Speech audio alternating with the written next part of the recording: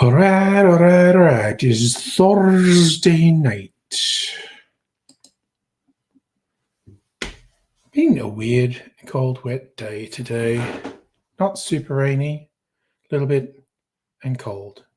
Just the way it is. So I feel like I need some warming beverages. So while I wait for folks to show up, I think I might set up and do some beverages with you in 20. Oh, nice. What movie are you finishing? You might not be paying attention to what I'm saying because you're finishing a movie.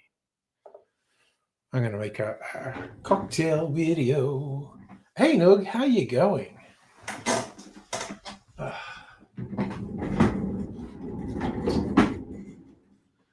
Make a sake cocktail. Wait, which one will I make first? Looking at the Metamorphosis 2019. Okay, I'm looking for a review later.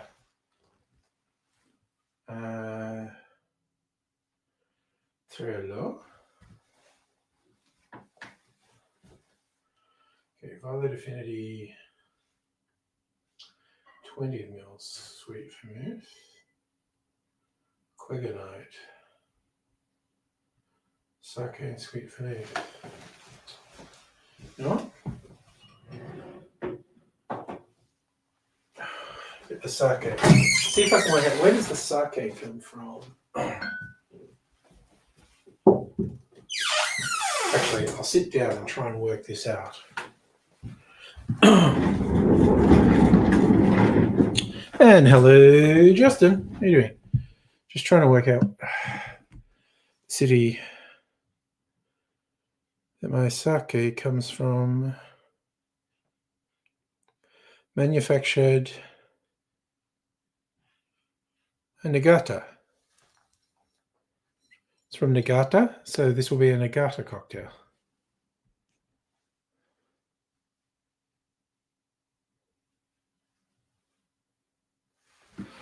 All right.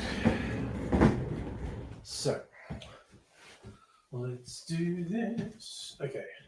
Got the sake ready.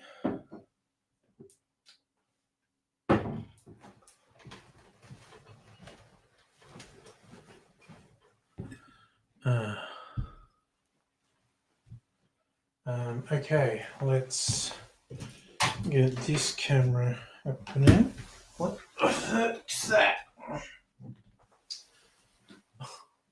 So, the screw's fallen out or something. No, it's actually an adapter nozzle for my butane.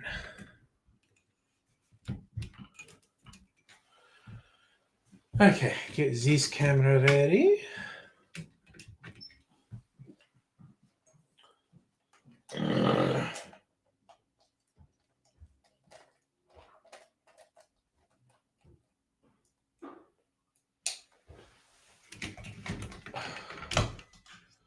Okay.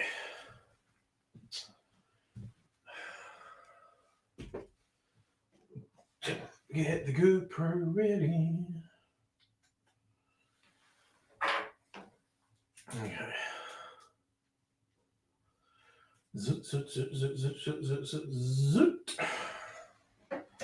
Zoot alarms. Okay.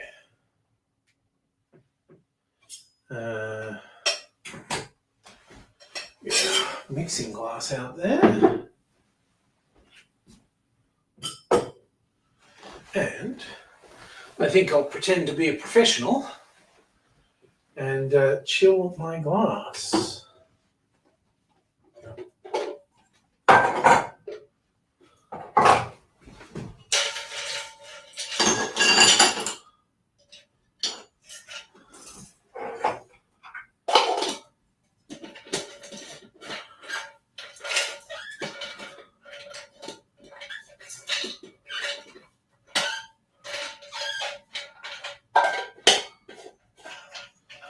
Okie doke.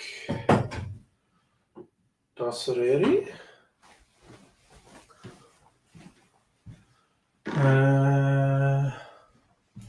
Let's turn this light on.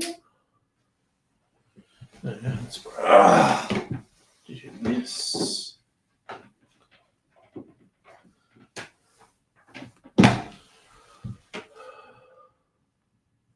Oh no, what am I thinking? Doing the close-up first. I'm out of practice making cocktails. I feel like I haven't made any for the last 2 weeks. I've suddenly forgotten how to do it. Okay.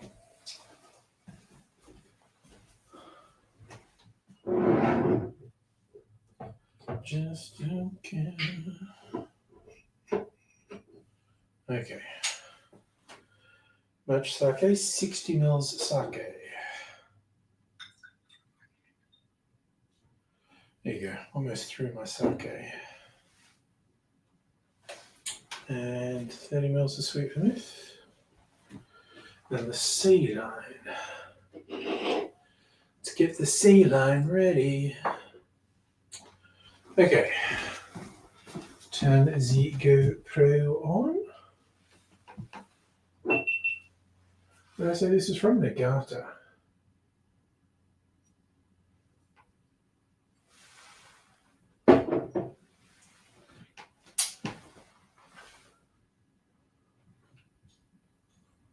Let's get it. That'll do. Fuck it.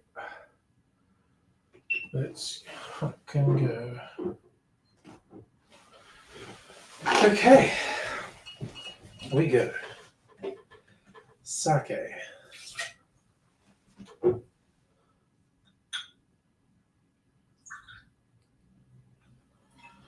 Sweet vermouth. It's a pretty simple drink. Loud car going up the street. Lucky I'm not recording audio. Okay.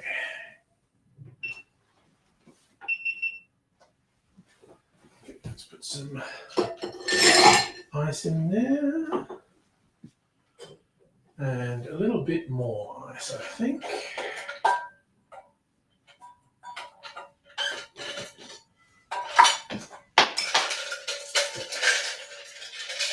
Ice in a glass, not on the floor.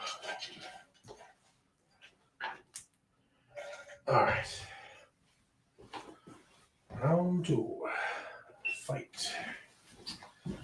Time to stir the drink, stir the drink.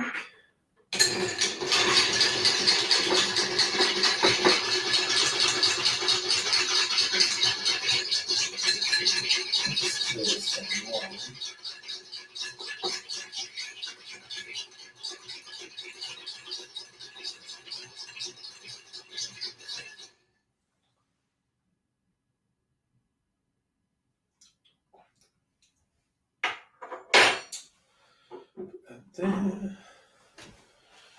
Make sure that's lined up properly. What?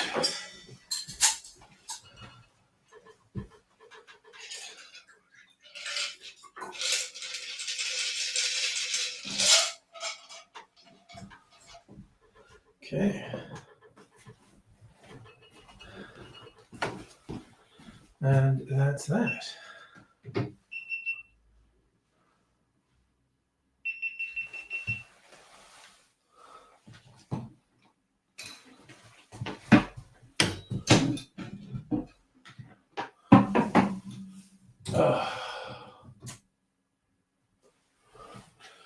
Actually, before I go any further, what's the alcohol content on my sake?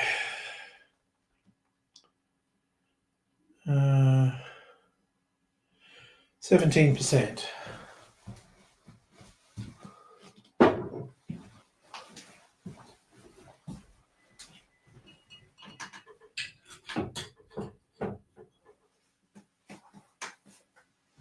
Oh. Oops, I did not set up my sound recorder. best to do that if I'm going to be talking. Bit of quick talking for a short video. Turn that on. Let's line this camera up.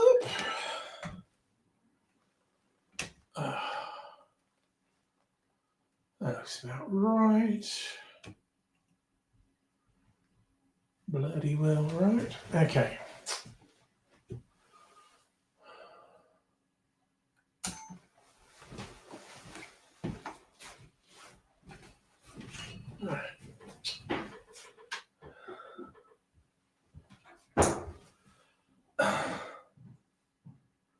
Someone walking heavily up the hallway. Really need them to be gone. G'day cocktail lovers. This is a sake-based drink that I found under the name Cleganite, which, sort of a attention-getting name, but I don't know if it means anything. The drink is fairly simple, 60 ml sake, 30 ml sweet vermouth. So it's essentially following the Manhattan, and I thought, well, you get all these variations of the Manhattan that are named after different areas of New York and surrounds. I thought I'd name this after the distillery where we find the sake coming from.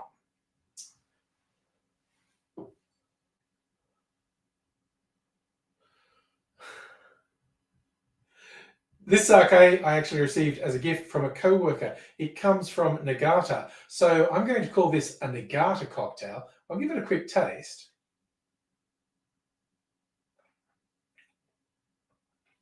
Well, it's a very light and bracing drink, much lighter than a Manhattan. I'll show you how to make it. In a mixing glass, put 2 ounces or 60 ml of sake. Oh, fuck you, ice. In a mixing glass, put 2 ounces. Now I'm stumbling. In a mixing glass, put 2 ounces or 60 ml of sake, then 30 ml, 1 ounce of sweet vermouth. And then just bring the flavors out, doing 2 drops of saline.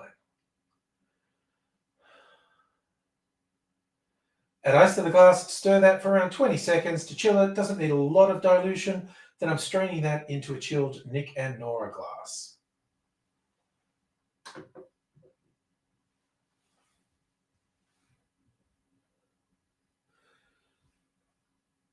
Even though it's a sweet vermouth, taste-wise, I find this more like a martini than a Manhattan. So perhaps you could have done a lemon twist as a garnish. Anyway, it's a comparatively low alcohol drink.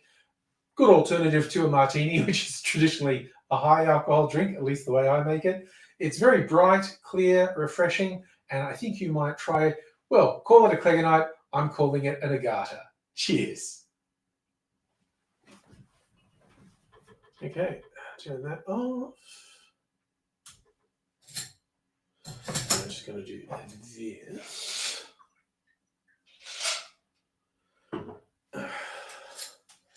And that. Okay. Do this. Goes with that. Shoes. Right. And that's off.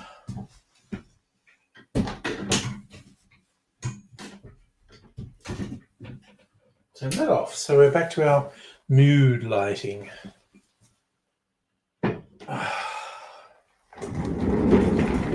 Alrighty, what's happening in the world?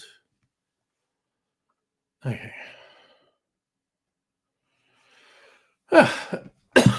He said, coughing up a lung. Ooh, goodness me. Let's set this down. And I'll put that over there, in fact, just for funsies. Yes, Safa? Saying, oh, God, okay. Infidelity, you finished watching your movie. It only gets 2 out of 5 stars. I don't think I've heard of it. Metamorphosis, 2019. Safa, I made like loaded chips. Because I saw someone doing, like a cocktail hack on YouTube, like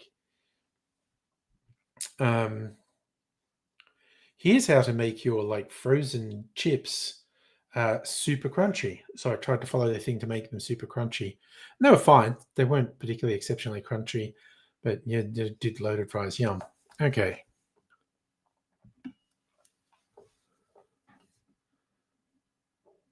I thought I had the comments thing coming up. What do we do? Metamorphosis 2019. That's still a word. No, nothing much. You're deciding whether it's worse biryani pizza or quesadilla. Both sound like good choices. So for your laptop, half battery charge. Left the charge at home on a tablet, eh? The perils of modern life, Safa.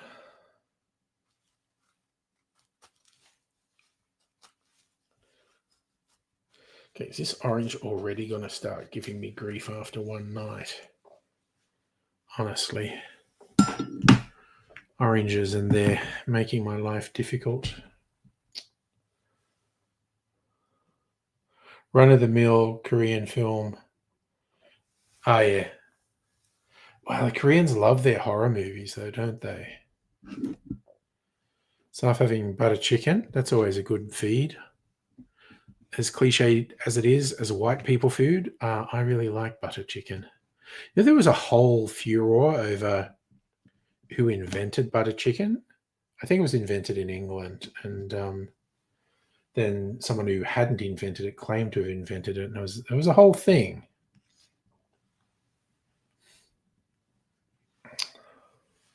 I have watched a couple of the Korean horror series on Netflix. God, there's a lot of them. High point for me was probably All of Us Are Dead. That was a good zombie show. Great name for a zombie show too, actually. All of Us Are Dead. Oh, Safa, it's a Wednesday night thing, is it?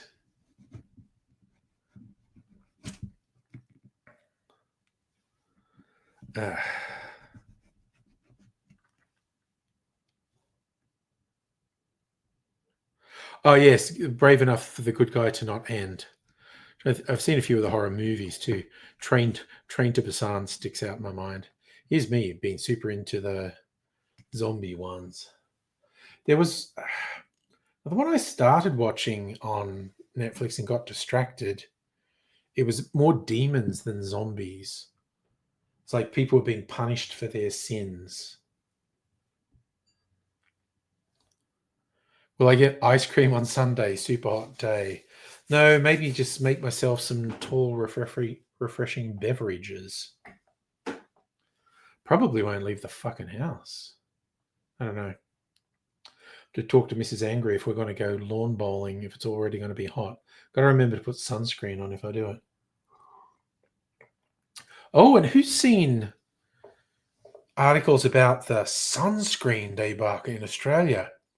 I read one article on the BBC. Sunscreen that was advertised as SPF 50 was actually SPF 4.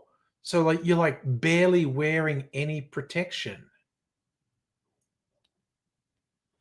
Good Lord.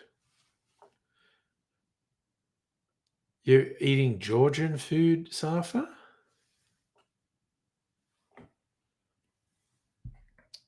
Special event, is it? Okay, I'm not a huge fan of this sake drink. Weird considering, one of my top 3, damn it, Jimmy, was a sake drink. I hope they only know it's not legal.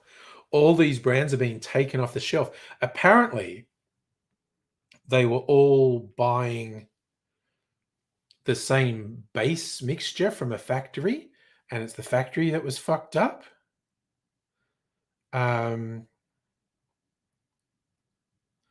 Stepdad's birthday, and you're having Georgian food. Well, I hope you enjoy it. Yeah, no, it does kind of sound like a lawsuit. Yeah, I think certainly these companies are going to be in trouble.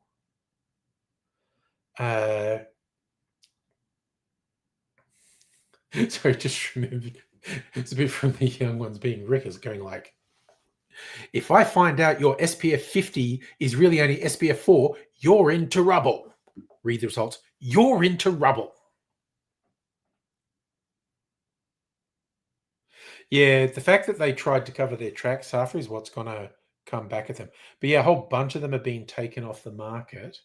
As to whether they end up getting sued, that's another thing. I haven't heard news on that front.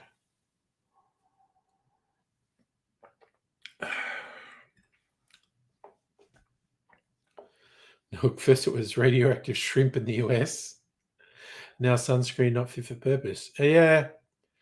Yeah, on the scale of things, those are bad but inconsequential considering the absolutely horrific nature of existence these days. To be fair,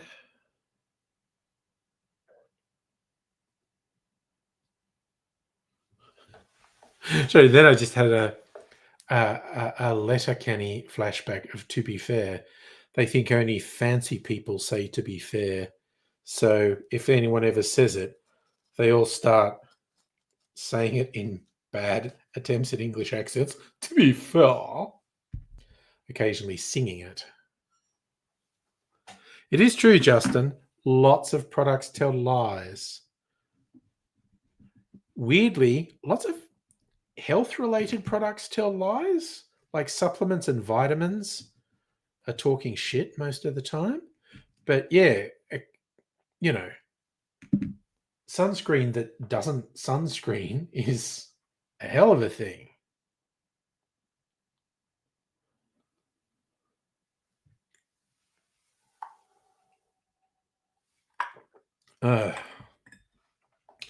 I might quickly do another short cocktail video.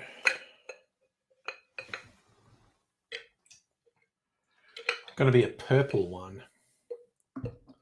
Violet Affinity. Oh, dissolvable baby wipes are not. Yes, don't flush your baby wipes or your wet wipes down the toilet. It completely fucks up the sewer systems. It's incredibly expensive to fix when someone does that. All right, I'm going to make this purple cocktail.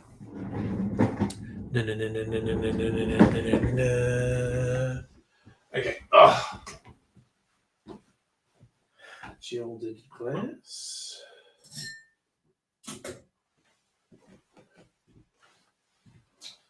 Okay. Put the sake back and get the purple stuff out. Oh.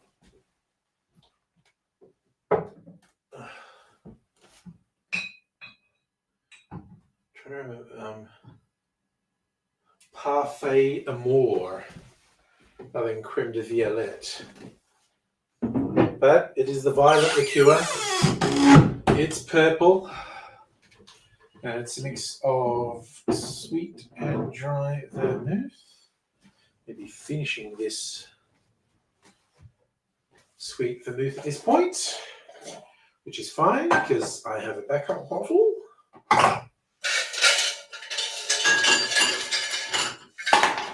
God damn it, I'm dropping so much ice.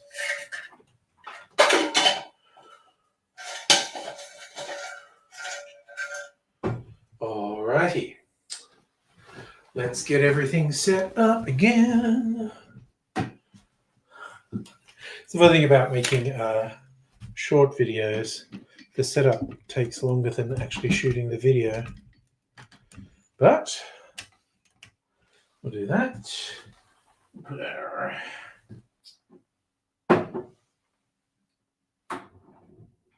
Okay. Things up just for fun. And bring these one over here.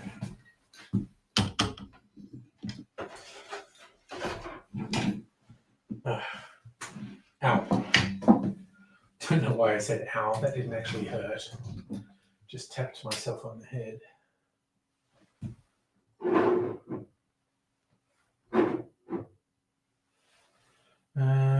Right. Wo ist meine Phone? Violet Affinity. It's another low ABV one. 45 mils. Creme de Violette. Oh, God. Can't get the lid off the liqueur because the thread's full of sugar. Alright, it's 30 mils dry, 20 mils sweet. Okay.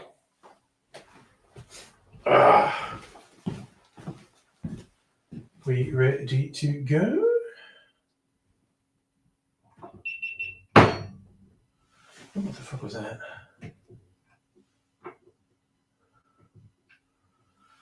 Right, that'll do. And we go to purple. It's very purple. 30 mils dry.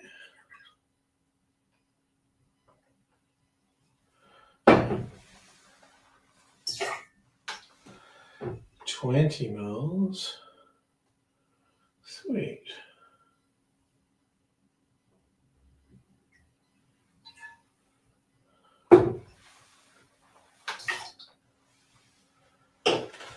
Okay. It is looking very purple. It's at least going to be an interesting looking drink.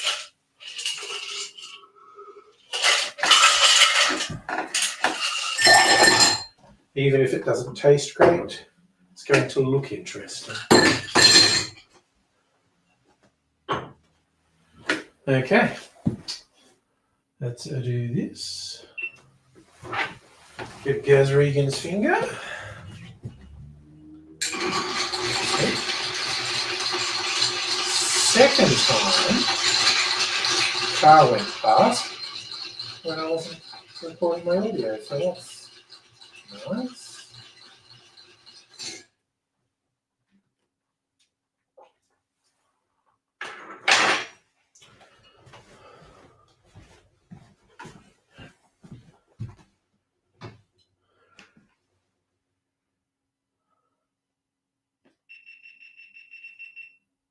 Nope, I kind of fucked that up. But anyway, okay.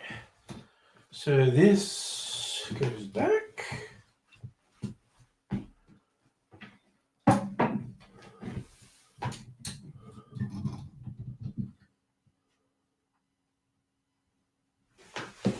Okay, and this. Let's line this up. That'll do. Let's turn that on. Oh wait, I didn't pour my drink. What a fucking goose. I don't think I've made that mistake for a while. Not even drunk. I love it when I make a new mistake. A mistake I haven't made before. Just keeps life interesting.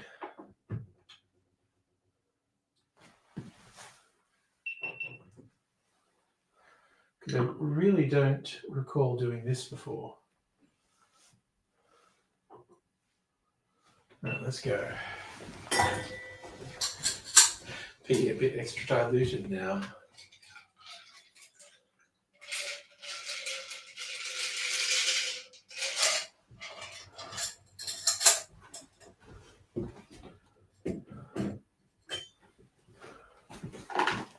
All right. Trying to remember what's the cocktail that uses violet liqueur.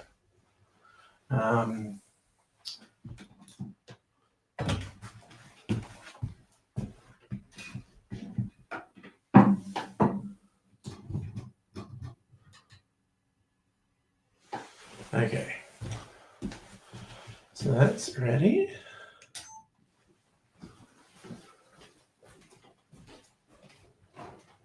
We're good.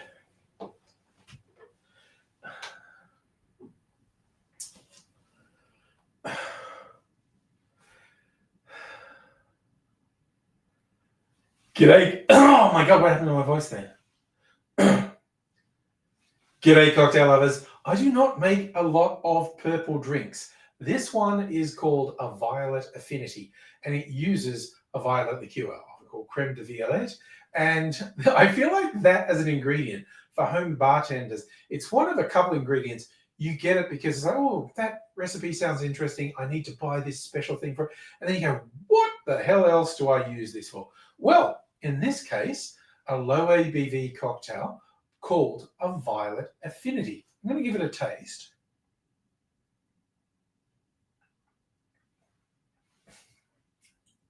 This tastes exactly like an English lolly called Parma Violet or candy. So if anyone's familiar with that particular sweetie, the Parma Violet, you might really like this because this is really that in liquid form. And like I said, it's comparatively low alcohol, so you can have a few. I'll show you how to make it. In a mixing glass, put 1.5 ounces or 45 mils of violet liqueur, then 1 ounce or 30 mils of dry vermouth, and 2/3 of an ounce or 20 mils of sweet vermouth. Add ice to the glass, stir that for about 20 seconds to chill the drink. Doesn't need a lot of dilution, and I'm straining that into a chilled Nick and Nora glass.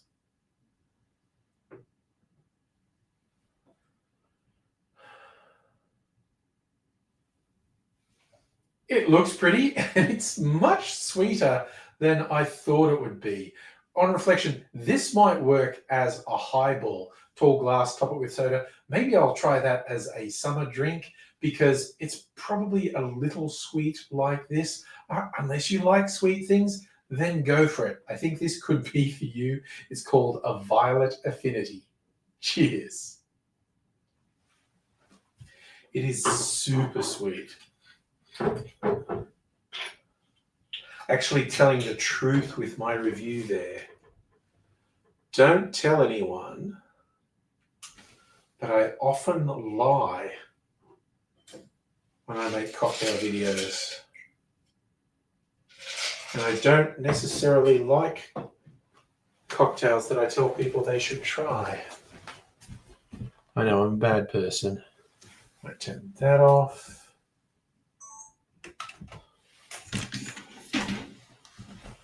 This off, sort of move it over there.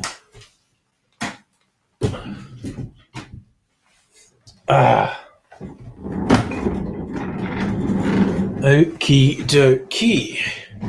Here we go.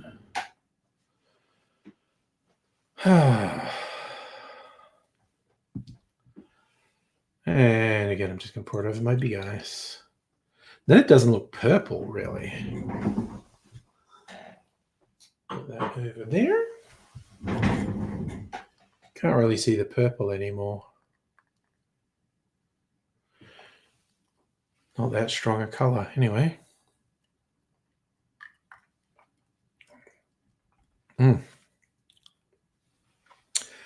Yeah, I definitely think that needs to be a highball or maybe have some bitters in it to cut the sweetness.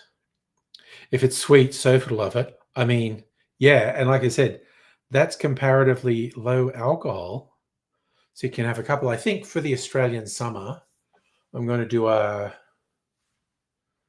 highball combination because I found a few good highballs this year. And just suggestions for the Australian summer. Who cares if most of my cocktail channel viewers are actually in the Northern Hemisphere? I'm going to live my own seasons. God damn it. Just the way it is.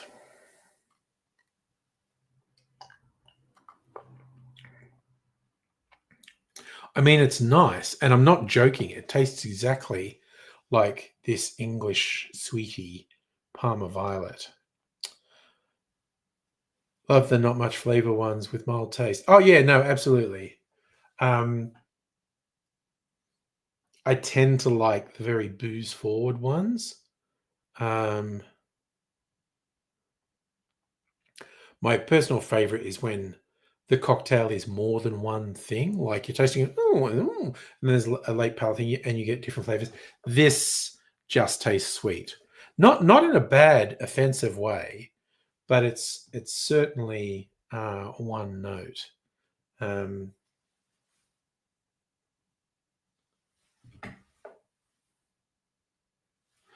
Justin, I have seen some US pharmaceutical ads, and it really does my head in that it's legal to do the things they do.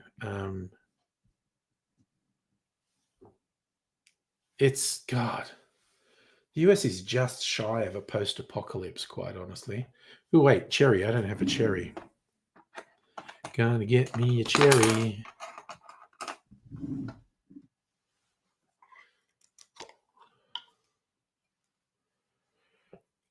All right. Stab. Oh, I missed. Stab. There we go. Got a cherry. I'm gonna do an old-fashioned dry run tonight as well, because I want to try. I'm going to make a video making a an old-fashioned with the cinnamon liqueur I have. Got to work out, is a quarter of an ounce enough? Is half an ounce too much? Oh, the warnings, yes, because they're the fucking Wild West with the pharmaceuticals too. It's like may cause dizziness, nausea, heart failure, brain leakage. I have to admit, one that I thought was an absolute hoot was a weight loss thing, and it was a particular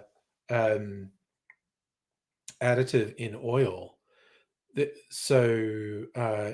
your body couldn't process the oil, and so it'd go straight through you, and it's difficult to hold oil in your sphincter, so people were shitting themselves with oily shit. Like, it was a fucking nightmare, and it was really popular for a while. I had a really popular blog post about it, actually, back when I was blogging, just because it was a nightmare, and it's the things they would tell you, and people were saying like, oh, you know, you should tell people that it'll give them diarrhea, but the warnings were literally like, don't go on a holiday, don't wear light colored clothes, don't be somewhere where you can't get to the toilet, like, because they're basically straight up saying you will shit oil uncontrollably. That was the actual company all but telling you, oh, this stuff's just going to come shooting out your ass, you won't be able to control it. And people saying like, oh, they shouldn't be allowed to do this, it causes diarrhea. And the company technically accurately argued it doesn't give you diarrhea, because diarrhea is a specific health condition where you have watery stool, and it's not water, it's not diarrhea, it's literally the oil going straight through you. So they settled on the term anal leakage, and then they addressed it. They changed the formula a bit, and it's like their big selling point was now with 20% less anal leakage. And it's just like, this is a sign of a society in decline. Oh, Justin, I bet they get that all the time. Doctors having people saying, I saw this drug on TV. They said I might need it. Give it to me. But mind you, some of the doctors love it because they get kickbacks from the drug companies. So, and of course, even non-bullshit stuff can be very volatile, like antidepressants. There's, a broad spectrum of antidepressants, and people need different strengths and whatnot. So, and anti-anxiety meds, the potential side effects of these are your condition gets worse, your anxiety or your depression gets worse, or both. And because the drugs don't work for everyone, they don't work the same way for everyone, the same strength doesn't work the same way for. So taking something that is, basically a responsible step to take to care for your mental health can fuck your mental health worse just because of how different humans are. Safa, knocked back the butter chicken, did you? I did finally sign up for another meal delivery thing. Low carb meals delivered to your house. But because I faffed around for so long, I missed this week's delivery. So I won't get any until Monday next week. So like a week from next Monday. So I won't have them next week. I'll have them the week after. I'm going to have to work out the ordering stuff because I won't know if I want them the second week. We'll see, I guess. I knew you were going to ask which company name. It was like a coin toss because when I searched a whole bunch of the, it's remarkable how many packaged food things there are.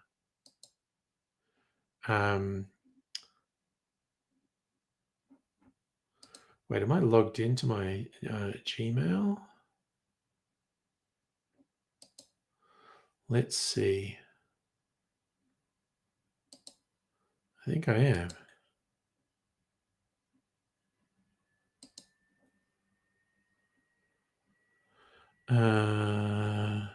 Wait, which channel is this? It's probably not this one.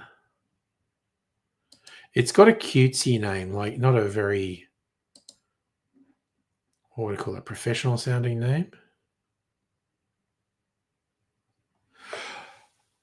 Oh, sorry. Strictly Sega just posted a video, which I have seen from Adult Swim, unedited footage of a bear infomercial. It is fucking wild. I have seen it. It absolutely spirals. You'll never believe what happens next in it, basically. Wait, maybe it's on here. Because inquiring minds want to know. So I want to share it with you. Wait, which Gmail? Oh, it's this one. Okay, inbox.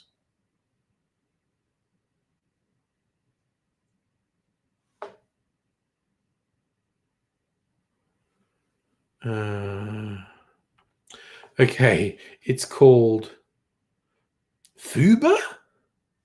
Okay. That sounds too much like Fubar. Fucked up beyond all recognition. But it's Foober.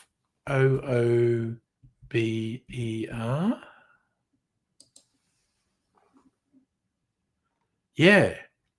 Fuber.com.au. Foober. That sounds way too much like Fubar.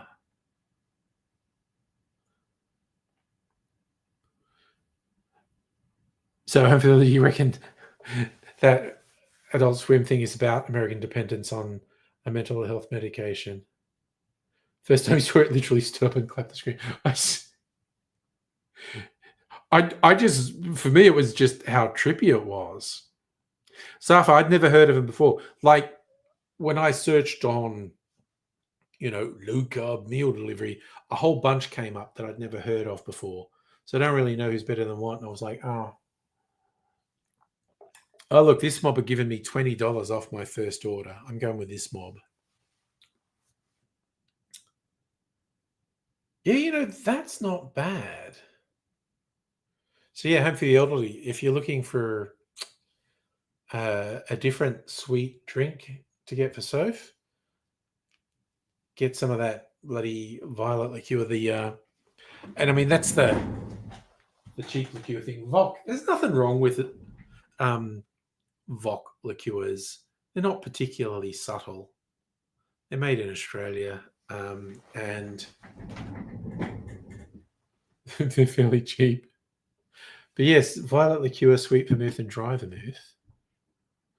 And personally, I think it would probably be pretty good in a tall glass with ice topped with soda or lemonade or mineral water or Prosecco, whatever the fuck your taste is. Right. So now I want to decide with my cinnamon liqueur, do I have a particular whiskey that would go well with it? You're having now alcohol-free day. Yeah. You had a Wednesday night bender.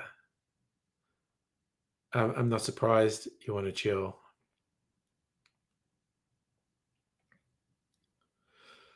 Yeah, like, as I mentioned, Saturday was a big day for me.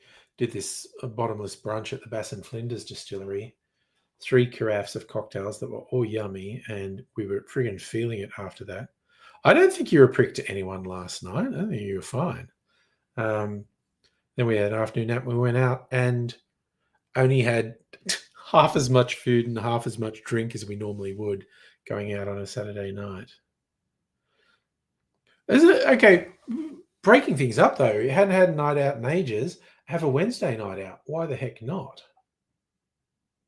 I don't know if anyone else saw it on the Discord. Kirsten put out Death and Co, famous US chain of high-end cocktail bars. I have a Death and Co book here. Opening in Melbourne in November. And the bar manager is Cara Devine, who has a YouTube channel called Behind the Bar.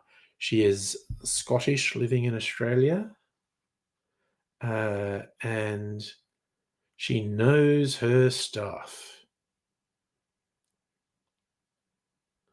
So, Elder, you went to a place with inexperienced bartenders who made cocktails way too strong. It's like they're just going, that much? I don't know. You know what it always makes me think of? That notorious bad cocktail channel on YouTube from the very early days of YouTube, where she makes an old fashioned and basically it's like a pint glass full of whiskey at the end. And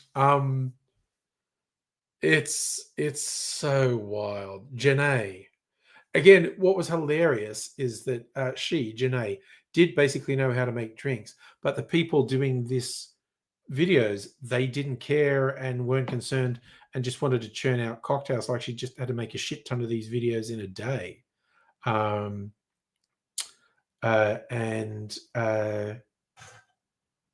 they were all pretty funny, as in awful, but the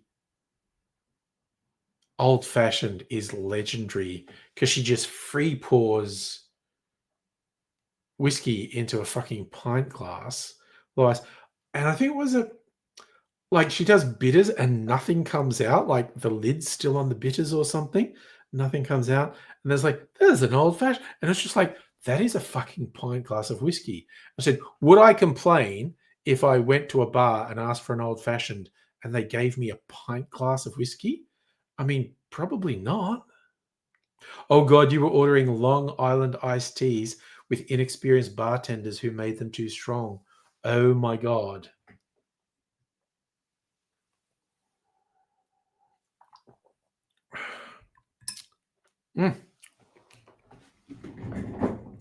That's not bad. Super sweet. Now, which of my whiskey? Ooh, okay. So Charlie, what do you reckon? I'm thinking with a cinnamon liqueur, maybe do a blend of whiskeys, including a peated one. You fell asleep 3 minutes after the stream finished. I love that you survived the stream, though.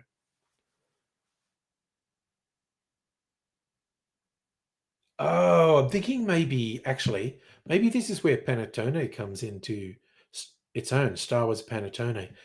Panettone, a peated whiskey, and a cinnamon liqueur.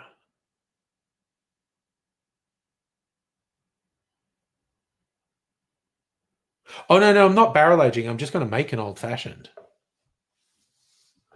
And I'm literally road testing this because I want to do it as a cocktail, but I think I want to make it with a 1/4 ounce of the cinnamon liqueur because it's really strong. And if that's not overpowering, then I'll maybe add another 1/4 ounce.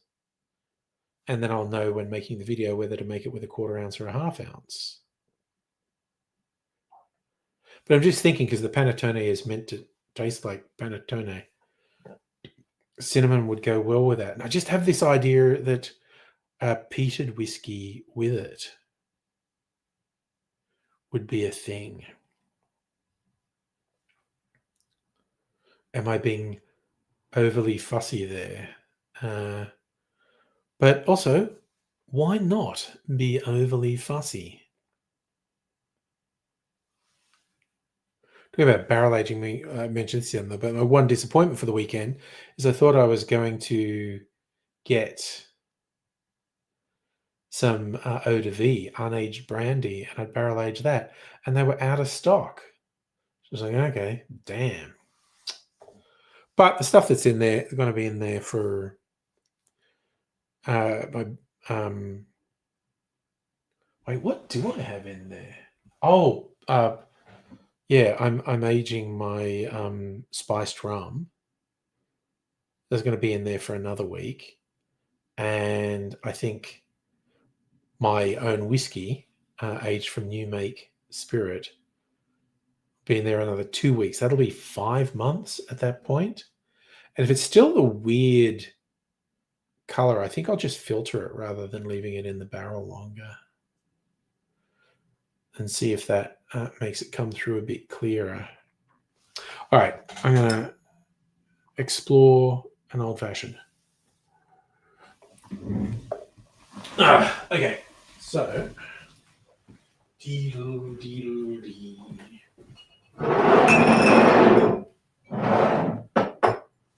Okay, so we do want a bit of sugar syrup. Just a bit. A little bit of sugar syrup. And you've got to get the cinnamon fire tree.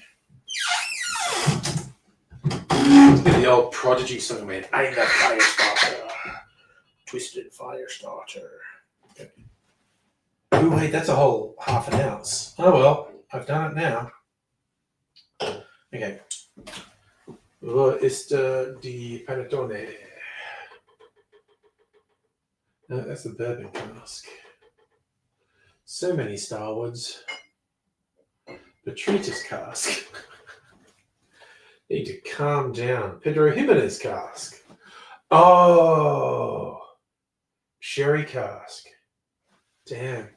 Well, no, I decided it was going to be panettone. Let's do panettone. 1.5 ounces of panettone.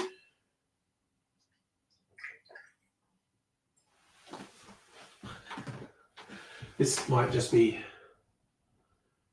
too much. Cinnamon. Talisker.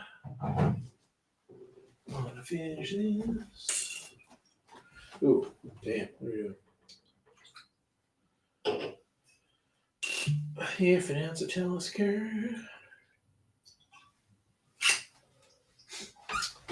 Okay. Oh. All right. Let's try that. All right, come over and sit down and chat and stir. Justin, I've got a little bit of eggnog left. I did take a litre of it into work to share, and everyone liked it. I'm going to make some more soon. Actual for Christmas eggnog, because I want to age it for 2 months. Yeah, my whole thing was I had decided Panettone was going to be the next whiskey bottle that I killed. Clear the decks a bit. But yes, so I'm going to make more eggnog sometime in the next couple of weeks.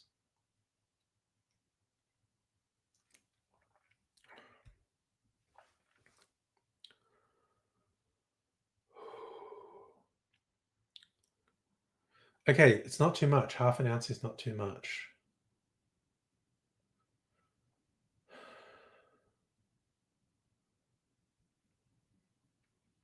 And the peated is pretty good, quite honestly. I think this is a bit of a winner.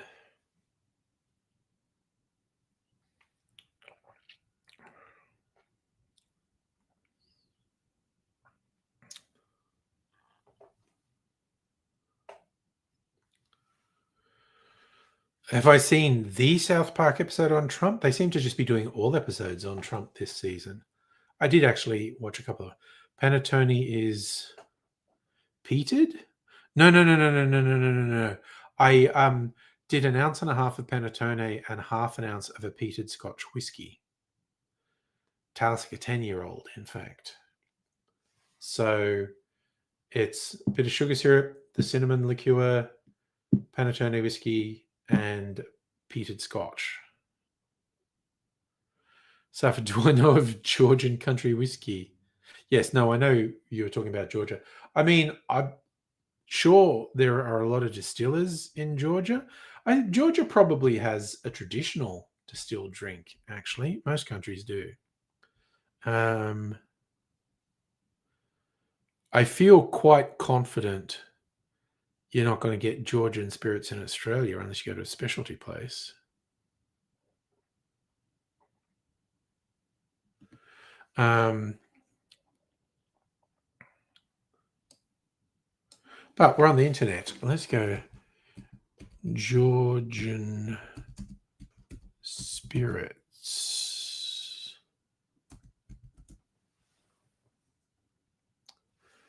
Most famous Georgian spirit is cha-cha. Strong, clear brandies distilled from grape residue, often called wine vodka or grape vodka. So there you go. Georgians apparently like brandy, distilled wine, distilled cider.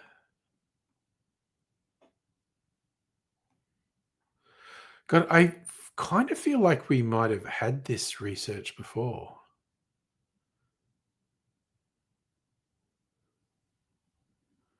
But yes, apparently brandies are popular in Georgia.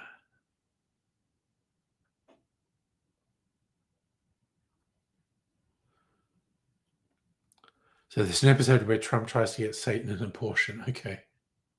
No, I think I only watched the first two, where Trump was fucking Satan. It was really funny that they just did a retread of the stuff they'd done with Saddam Hussein.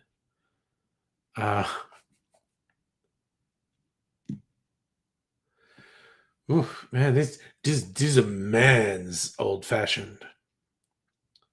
Pretty fierce. I am getting a little bit of the lingering cinnamon burn in my throat. I think that cinnamon liqueur is absolutely for like when you've got a cold. You can't taste anything. Put it in some tea.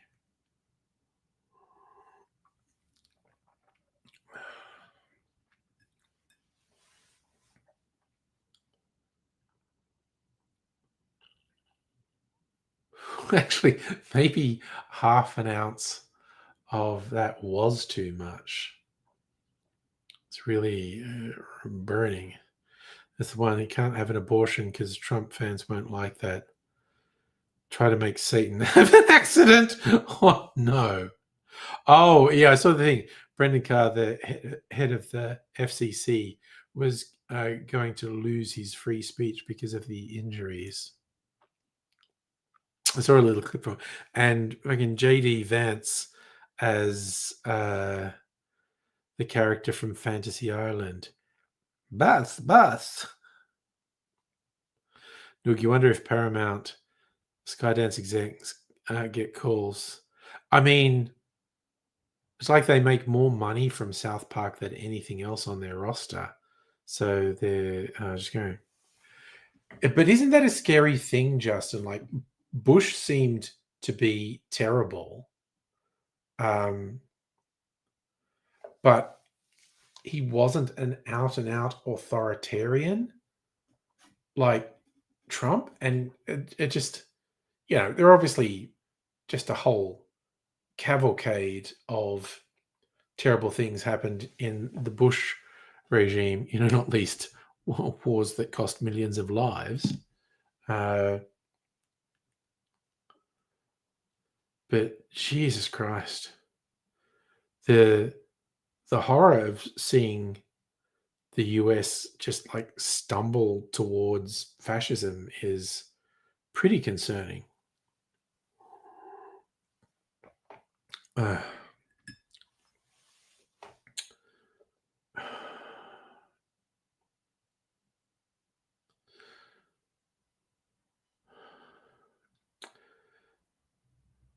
Hmm. Now I'm quite annoyed with myself that I poured half an ounce, not quarter of an ounce, of the cinnamon liqueur, because the whole thing was like, it's a quarter of an ounce better than half an ounce. But you can't go back from half an ounce to a quarter of an ounce. God damn it. That no, fascism was always coming to the US, the flag and the cross. I feel that when you were a kid, you were taught about Nazis, kid in history, like, how did people fall for that shit? Oh, yeah, no. There are people in the US actively baying for a dictatorship because they want a dictatorship that hurts people that they want to hurt. So, is it easy for a country to go into fascism? I'm not an expert. I couldn't really answer that. Oh, Jesus. Justin, Hitler was a way better speaker than Trump. I mean, Trump's literally copying Hitler. Safa, that's not Avatar 2, that's Avatar 3. Trump and Hezbollah standing in front of the US flag, straight out of the Pope move. Oh, yeah, no, they're fucking creepy. They're absolutely unhinged. It's like, you're talking to the generals, saying no more fat generals, no one with beards. And what they're really saying is, we're going to order you to deploy troops on US soil, unconstitutional, and open fire on civilians, criminal. They were basically geeing up those generals to say, like, you better follow our orders when we tell you to open fire on civilians. Oh, Avatar 2's getting re-released. I still haven't watched Avatar 2. You can watch it on Disney. Kept thinking I should watch that, and I haven't. Oh my god. Justin, Farage is so low rent. He's just a gross little weasel boy. Anyway. No, time to show behind the bastards. A couple of episodes on how nice normal people made the Holocaust possible. They certainly did. They've it took me a second to work out what shilling BTB meant, but behind the bastards, they do have very good episodes on how ordinary people facilitate or even welcome fascism. And yeah, apparently, the short version is it's just disturbing how easily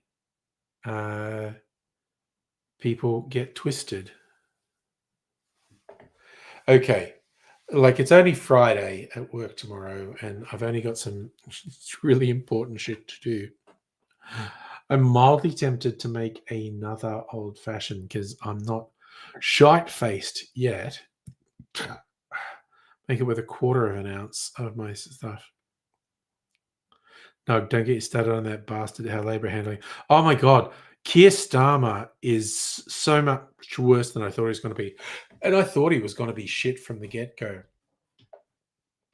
Keir Starmer are terrible, and the concept of fucking Farage leading government is truly terrifying. Oh, actually, for a hoot, home fidelity, Robert Evans, when he was on Twitter years ago, before the Hollywood Robert Evans died, he'd have his alias on Twitter, be the other Robert Evans. And then when Hollywood Robert Evans died, he changed it to the only Robert Evans. Oh, have you watched the Prime series The Offer, which is a dramatization of the story of the producer of The Godfather and how he got The Godfather made? And he joined the studio where Robert Evans was basically in charge. The actor who does Robert Evans does such a good Robert Evans. He's really good.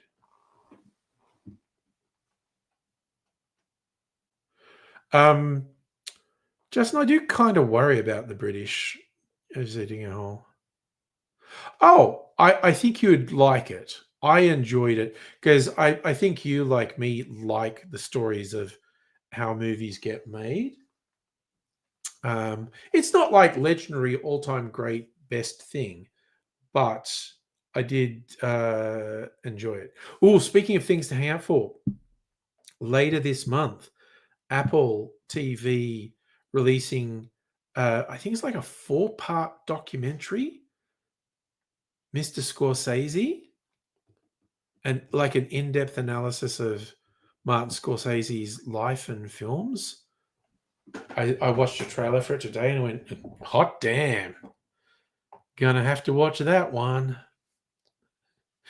If it ends up on a certain person's Plex, that is, because I'm not paying for Apple TV.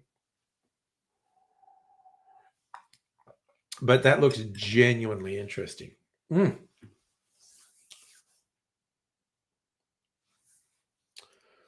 Ooh, I definitely got to try that again. And I'm not shit-faced. I have one more, then I'll be shit-faced. Wait, where's my not very accurate breathalyzer? It's here.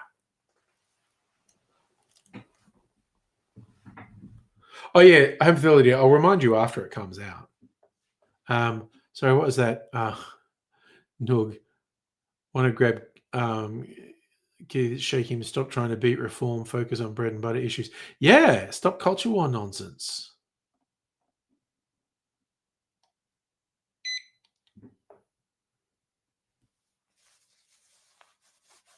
Oh, Justin, you don't think it matters who's in power in Britain? They're just screwed. Well, that's a bleak outlook. I'm not saying you're wrong. Just saying it's a bleak outlook. Yeah. It's. I think it's like the second half of this month. It's on Apple TV. I will definitely remind you because it looks good.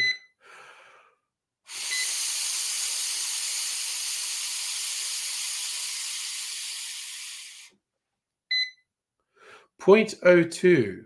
That might be right. That may actually be right.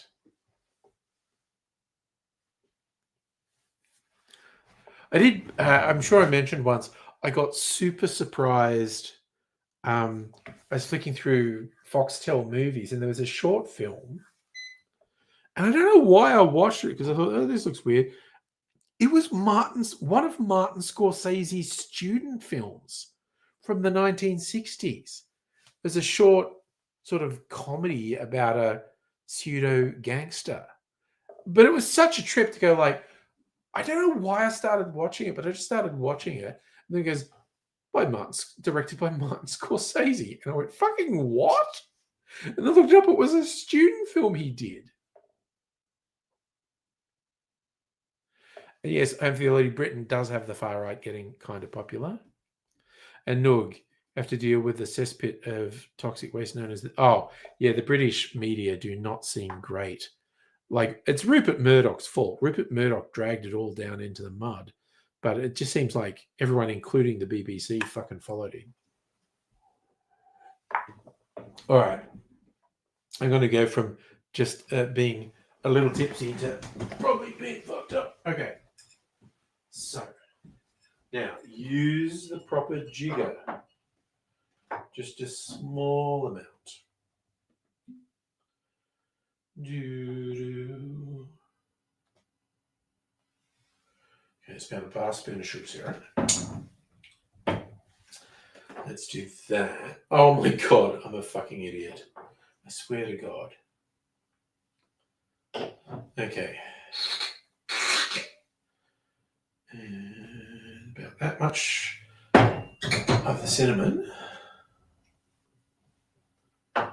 Did I put the whiskies away? Where did Panettone end up? No, that's the true discuss. Panettone. I just hear Auntie Donna in my head.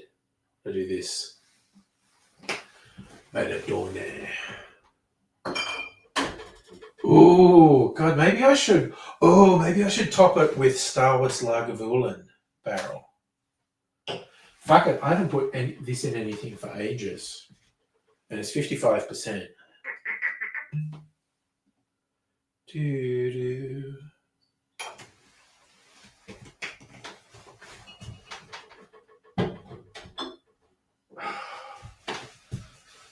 That's the sort of thing you want to invite a few people around who like whiskey to polish off. Okay. Take 2. The cinnamon old fashioned.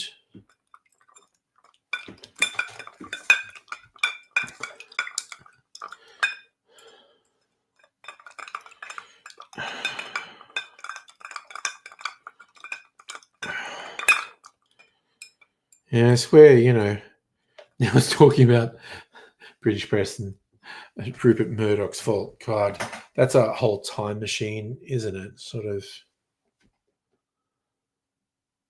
Everyone says baby Hitler. What about baby Murdoch? I mean, honestly. Actually, apparently his dad was a shithead.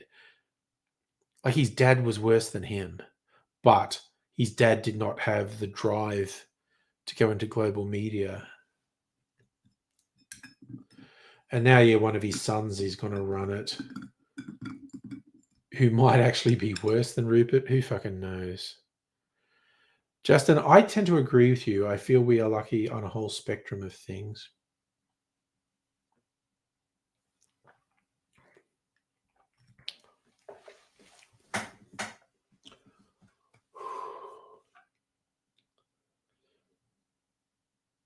Yeah, I think 1/4 of an ounce is the right amount because I can still taste the cinnamon.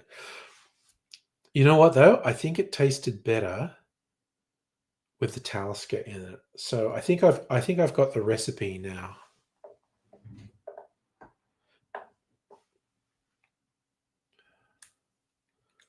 Although I have a few more sips to decide.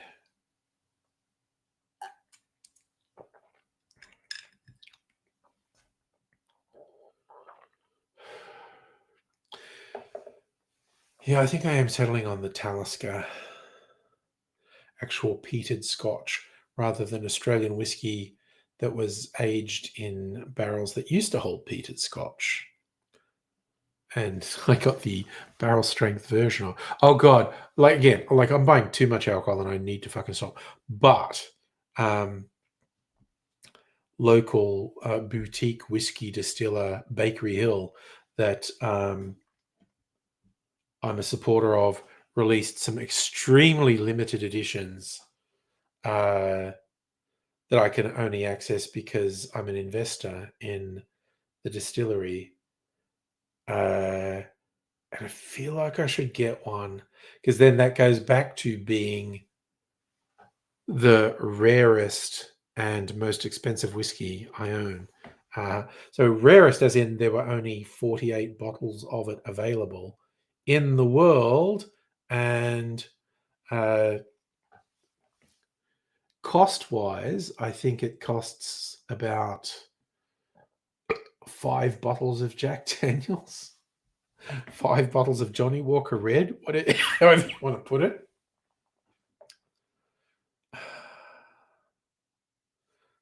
Just you hits our economy. I mean, honestly, it's not like there aren't difficulties here. Like, housing is a big one. The rental market having gotten so fucked in the last 10 years.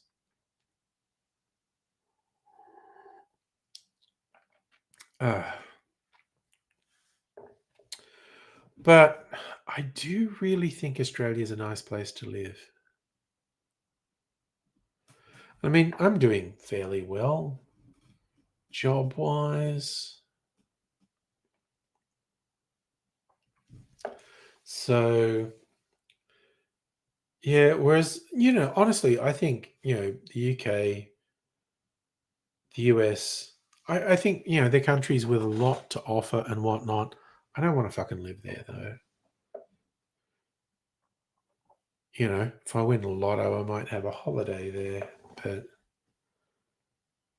I don't have even a tiny urge to live in anywhere apart from Australia. Yeah, people have jobs. That I think that's a big thing, Justin. I think you're right on that. Um, and God knows I'm pretty goddamn comfortable. So even having this conversation with Mrs. Angry the other day, and just talking about as a lad growing up in Dubbo, where there's not like a hotbed of fucking entrepreneurialism, or there were no high paying jobs in Dubbo when I was a kid. And I remember, doing a class in commerce in high school, like year 8. I think $50,000 put you in the top tax bracket in the 80s. So yikes. And that seemed like just a ridiculous amount of money to me as well. Actually, let's go to an inflation calculator. RBA has one, I think.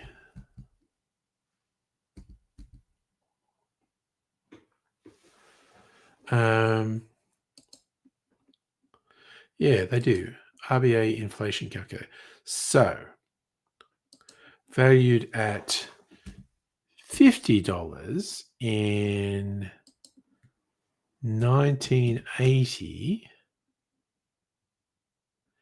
in 2025 would cost. Holy shit, that is actually way worse than I thought. So $50,000 in 1980 is over $250,000 today. That is way worse than I thought. I mean, I suppose it's 45 years. I'm just fucking old and I forget how much time has passed.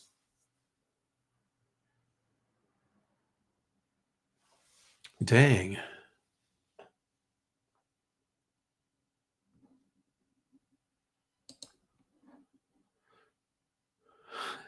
Justin, you're autistic and comfortable job-wise. Like more, but you're doing okay. Yeah, I mean, I'd never planned to get into IT as a job, but, I did. And then I just ended up earning wages that I couldn't conceive of as a kid.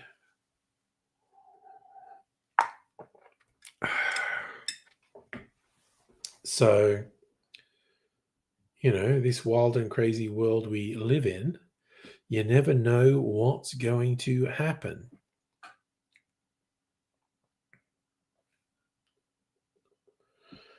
All right, so I think I've dialed in this cinnamon old fashioned, a smoky cinnamon old fashioned, in fact. Then I have to decide on what other cocktails to add a cinnamon liqueur into. I mean, I could probably just go to Difford's. Do they have cinnamon liqueur cocktails?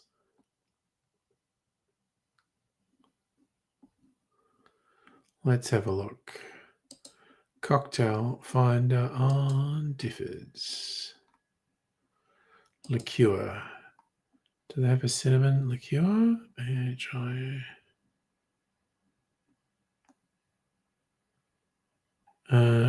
Chocolate. No, they don't have cinnamon liqueur, so maybe cinnamon syrup.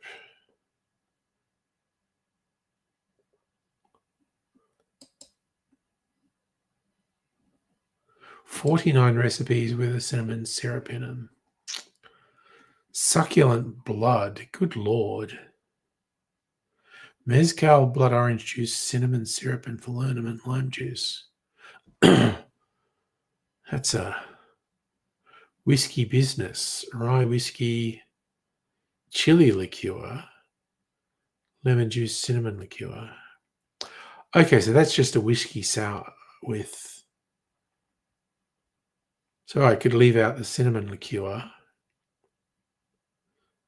I could leave out the chili liqueur and put cinnamon in. Elusive Dreams, pineapple rum, white rum, pineapple juice, lime juice, cinnamon. Cinnamon pomegranate margarita. Ooh, a sangria with it.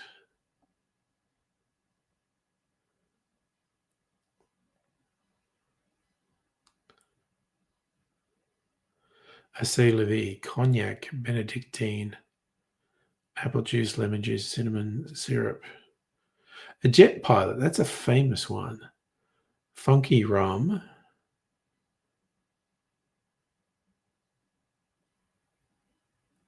Overproof rum, like cold rum, falernum. Jesus Christ, that sounds fucking... Okay, this is a brutal list of ingredients. High ester aged overproof pot still rum, then a different overproof aged rum, and light cold rum, then falernum liqueur, cinnamon syrup, pink grapefruit juice, lime juice, absinthe, aromatic bitters, xanthan gum.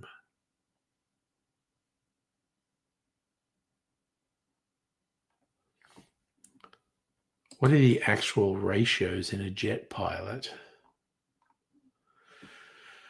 30 mils of a funky high-proof rum, 3/4 of an ounce of overproofed aged rum, not Jamaican style, 3/4 of an ounce of a 3-year-old rum, 15 mils of falernum,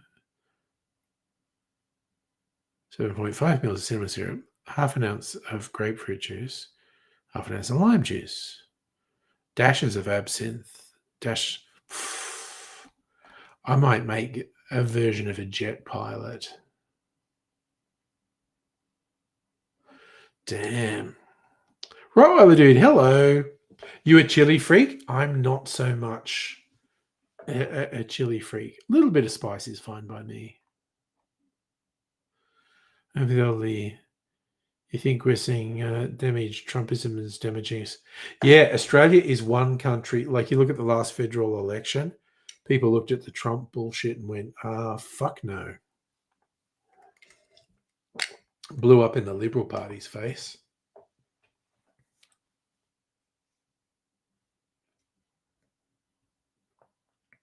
I do have a little bit of chili liqueur in the cupboard. It's a Mexican chili liqueur. It's not bad. But yeah, I think I will definitely make a version of a jet pilot. I'm not going to go and get pink grapefruit juice. Might leave that out. Just do lime juice. Maybe leave out the falernum liqueur because the cinnamon liqueur is going to overpower it. Yeah, swap falernum for cinnamon liqueur. And then a little bit of sugar syrup. Yeah.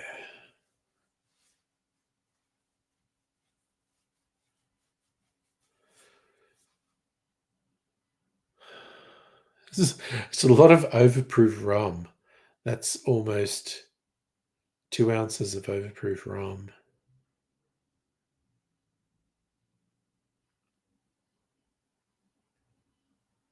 Damn. So I think I do 30 mils Smith & Cross, 22.5 mils maybe my Australian overproof rum, then just a 3-year-old rum. Crazy stuff. Rottweiler dude, if you see chili sauce eating competition, think about entering. Damn, you're a chili man. So I feel like if Dutton was able to disguise his right-wingism without looking like Trump, yeah, but it was clear that is it clear that Dutton originally thought going with the Trumpy stuff would work in his favor, and it didn't, and they tried to backpedal, and everyone's going like, "No, dude, I can see your fucking bullshit." Okay. And I am not about that stuff. So that shit just backfired on them. Okay, I was just thinking I'd drink some water. I don't want to open a can of the. Oh, I've got some small cans out there though. I might disappear for a second and get a small can of something non-alcoholic.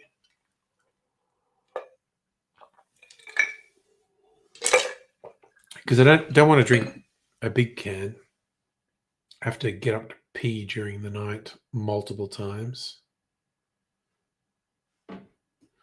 And you reckon the right in Britain are doing so well, leaning in? Oh yes, just blaming the other. That's how authoritarians work. Blame an other. That's a key strategy for authoritarians. Safa, I've got so much non-alcoholic beverages. I've got my standard mineral waters here, but I don't want to have a whole can. That's too much liquid to drink just before bedtime. But I do have some mini cans. I think they're like 250 mils. I'm going to go get one of them. It'll just take me a minute and I'll be back.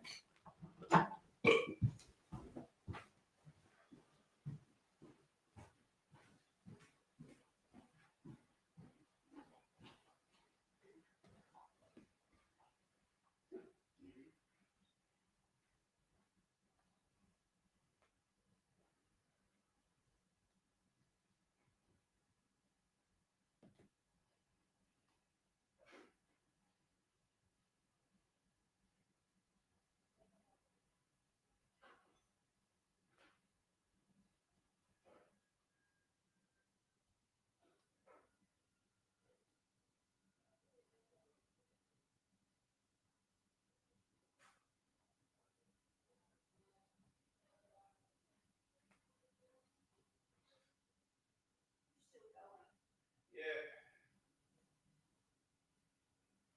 Just wanted something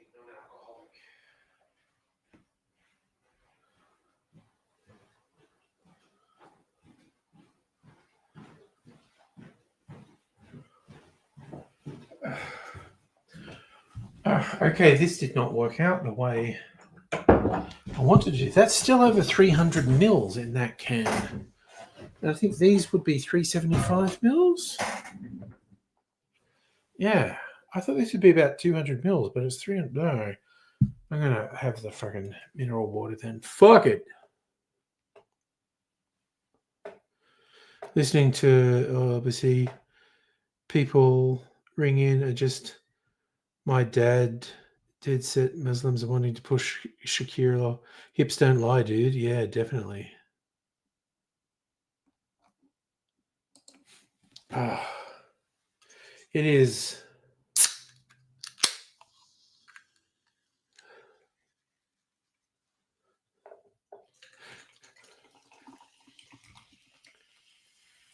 Let's go back to, oh God, over 10 years ago, there was some, one of the right wing groups having a rally in England. And was being visual thick as shit. And there was this guy who was young guy who was either drunk or high or suffering from an acquired brain injury from too much alcohol. Oh no, I got the joke. Sharia law and Shakira law. No, I got the joke, but I also understand your impulse to explain the joke. This guy who could barely speak. She's going about, we got to stop them. They got Muslimic ray guns.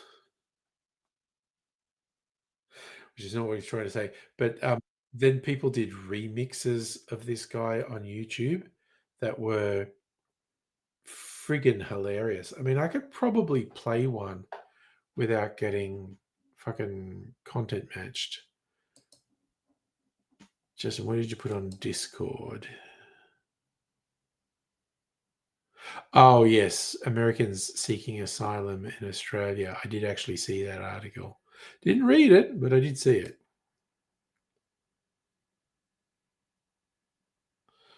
I believe you typed it in. It's just a dozen news articles about Sharia law in England. Yeah, it's reality just doesn't matter to these people. Wait, where are we? YouTube.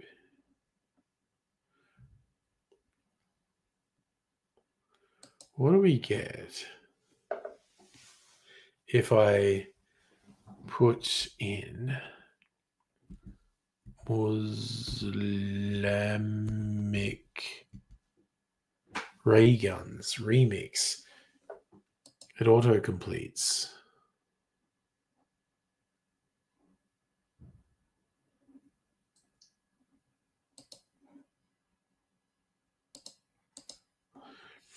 You know, I'll do a little window. I probably won't get matched. Taking a little risk, but what's life without risks, basically? Listen to this.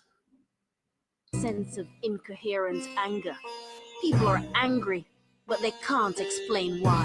Hello, sir, and why are you here today? I'm here to protest, right? I'm going on a march, cause I want Britain to be back British. I want Britain to be back British. I'm going on a march, cause I want Britain to be back British. I want Britain to be back British. Got interracial law, and the Islamic infidel. They're trying to get their law over our country. And it's happening. It's happening in other countries. It's happening in every country. It's like you got Muslim rape camps. Muslim rape camps. You got Muslim rape camps.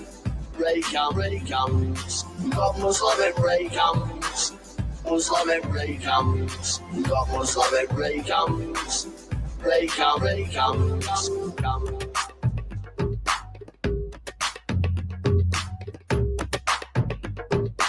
You've got the Iraqi law, the Islamic, the Iraqi law. You've got the Iraqi law, the Islamic, the Iraqi law in London. It's the Islamic law. It's the Islamic law.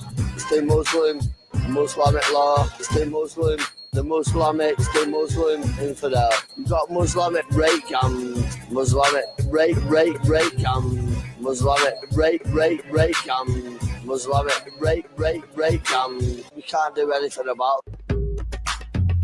Thank you very much. See what I mean about he's either drunk, high, or has a fucking brain injury from being too drunk and high?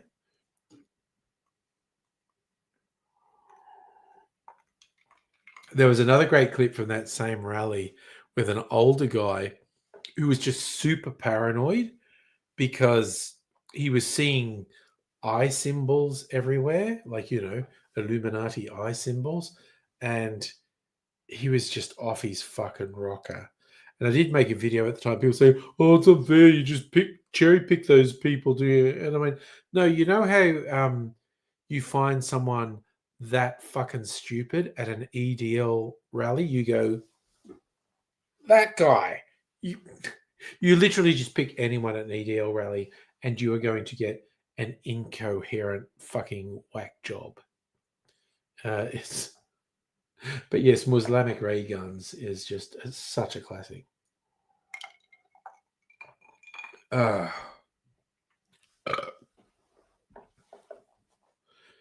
It's probably all three. Yeah, that legit. But you look at the way the lad was either, like I said, there's not much. Maybe fetal alcohol syndrome. I don't know. I don't know if that's even a real thing. But yeah, he's either drunk at the time, high at the time, or suffering from an acquired brain injury from too much alcohol or drugs, or, as you say, combination, all three at the same time. Perfectly fucking plausible as far as I'm concerned.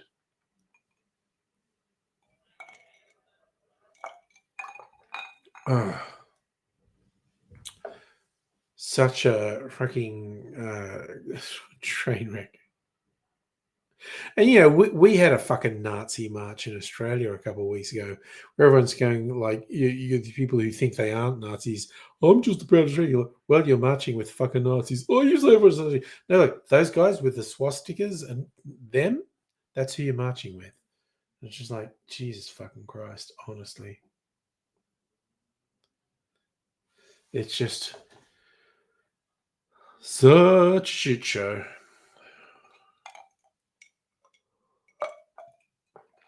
But yeah, they're as the saying goes, not the sharpest tools in the shed. They're just mallets, basically. And I feel like the sort of people who try and slice their sandwiches with a mallet. Well, because it was bin night last night here, I just heard someone rolling their wheelie bin along, taking it back up their driveway because wheelie bins are really noisy. God, I had a flat once in Sydney. I think it was like in Ashfield. And it was in a twisty-turny lane off a main street. We were actually in a house, but there were apartment blocks all around. So it was a narrowish street, twisty-turny, with quite tall, I don't know, quite, I mean 3-4 story apartment buildings along most of it. So it's kind of a canyon with these things. But anyway, like we moved in, it was cool. And first garbage night with the garbage truck coming down this narrow street and all these apartment buildings acting as echo walls. The garbage truck, which came quite early, as garbage trucks often do, sounded so freakishly loud and like snapping out of sleep, going, "What the fuck? What the fuck was that?" But I think it was only the first week it freaked us out because we'd never heard it before. But it was just a big old garbage truck, narrow street, apartment buildings just forming a canyon. It was just fucking wild. But I think it's kind of like people who live on train lines. They just get used to it and they don't hear it. I think something's gone weird. Something's gone weird with my chair. Why's my chair doing this? I don't remember doing anything that would break the back of my chair. Where are the controls? What's on this side? Nothing. The year I was talking about with this thing was, I don't know, dude, about 40 years ago. I'm old, man. I'm talking about. Let me see.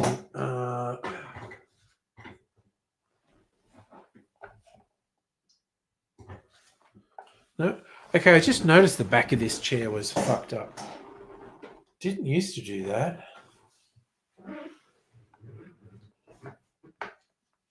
Can't find any controls that would stop it from doing that.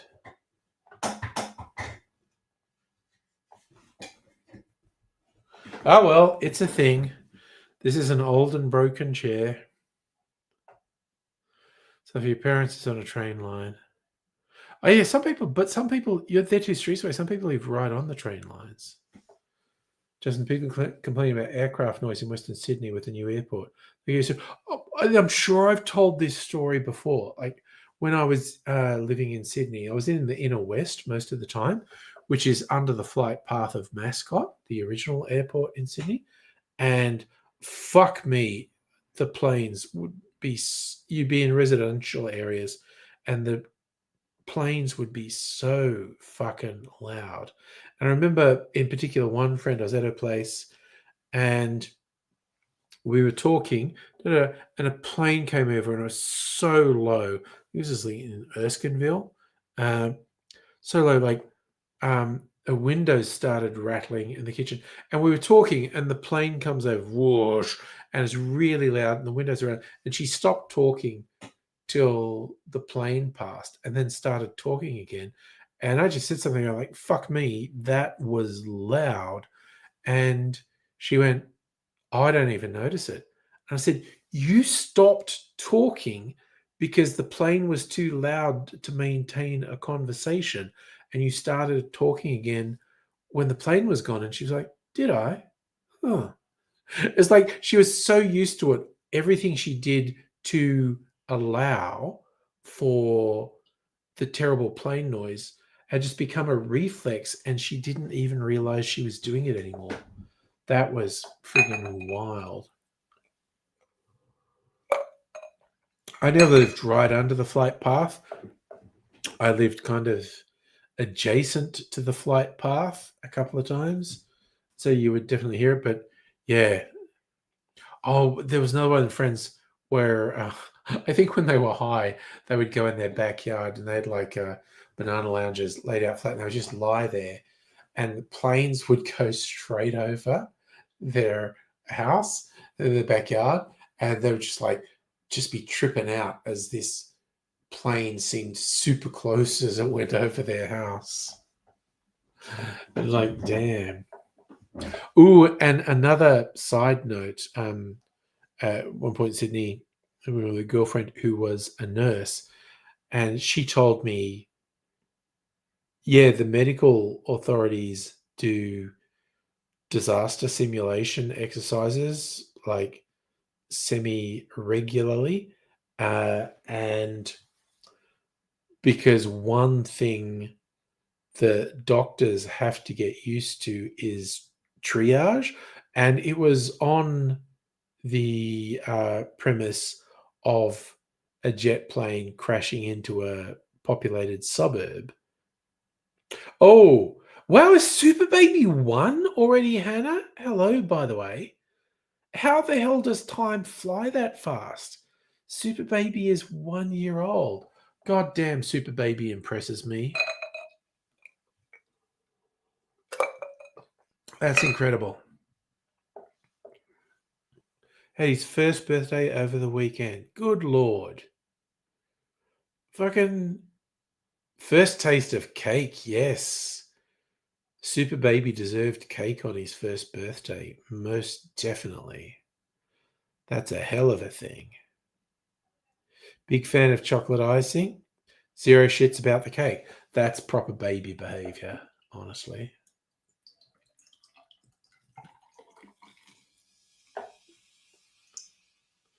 Yeah, but what I was saying, in these simulations for a disaster of a plane crashing into a suburb, there'd be volunteers like, oh, I'm the injured person.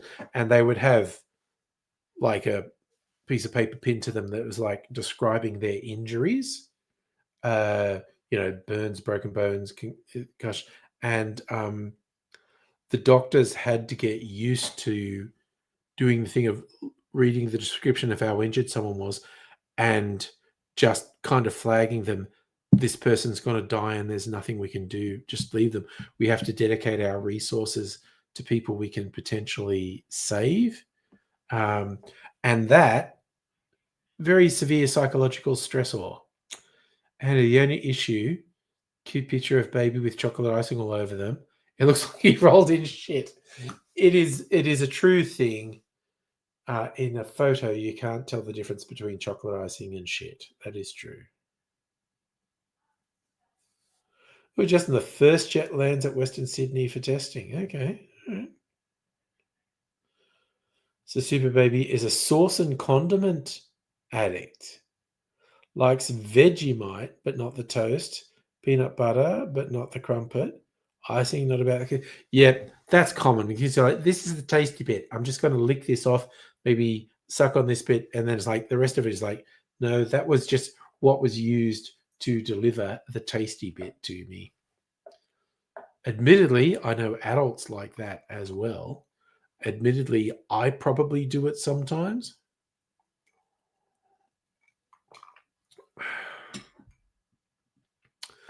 No teeth. I mean, depending. A 1 year old can have teeth. There's a lot of variation in children and teething and whatnot. So it's just this week they're landing a firefighting jet as a test. Okay. So yeah, okay, he's got heaps of teeth, sharp as hell. Okay, Hannah, that sounds like someone who's been bitten by Super Baby. He ripped the face off one of his toys like a feral little monster. Well, Super Baby is not doing shit by halves. Super Baby is planning to take over the world.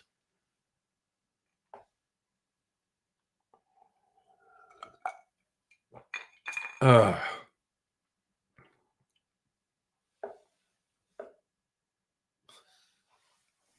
So there's just also a funny image biting the face off a toy.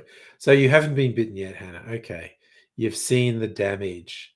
You legit thought it was a dog that had ripped the face off the toy, but it was actually Super Baby. So, again, that's just Super Baby asserting, going, yeah, fuck you all. I'm going to bite the face off this. What are you going to stop me? I'll fucking bite your face. That's what I'll do. I'll bite your fucking face. I'm going to bite the face off this toy. Don't fuck with me or I'll fucking bite your face. I have no idea if mentally Super Baby is swearing this much. And you taught him to attack the toy? You made him, he found it hilarious. I think he just enjoys it. Oh dear. All right. Well, that's a hell of a thing. Baby biting the face off toys. Don't think my youngins did that. They had a whole spectrum of things they actually did. I don't specifically remember biting the face off toys, though. Oh dear.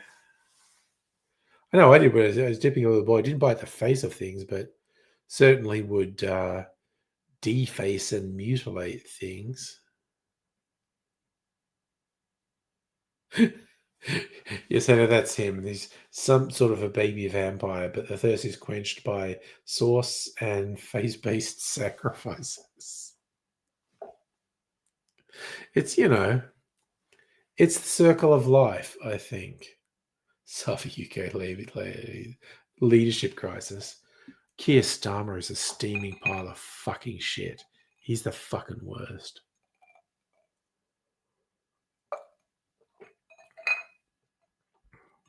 The Labour Party are fucking shit in the UK. The way they undermine Jeremy Corbyn is fucking despicable. And you think it's just the nose. Likes to bite noses off them. Grab a hold of the monkey's nose and just ripped. Yeah. Is it a teardrop tattoo for every toy that he bites the face off? And he can say hi. That's very cute. When babies start to do language, it's very cute. Not saying too much about it, but both mine said dad before they said mum. Just saying. He doesn't say hi as much as aggressively screams, ah! Oh, yeah, no, Noog. The backstabbing that happened to Corbyn, that was incredible. The Conservative wing of the Labour Party just actively sabotaging Corbyn when the rank and file Labour members made it absolutely clear they wanted Corbyn as leader. It's just the power brokers were just like, no, Corbyn's an actual socialist and we're actually neoliberal capitalists. And just like, fuck it. Oh, hopefully, I definitely imagine a baby with a cape when we talk about Super Baby. Your mother's been trying for months to encourage him to say Nana first, and you're trying to teach him to say the dog's name first.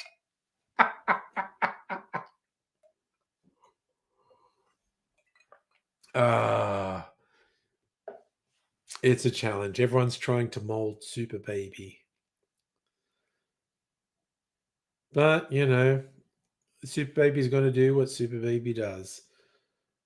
and won't necessarily be able to control them. I think Super Baby duped all of you. Saying hi. That is an unusual one, actually. Saying hi. Just a general greeting. It's like no one person deserves my attention, says Super Baby. I will just do a general acknowledgement to all of you lesser beings. Just, don't get up in my face, yo.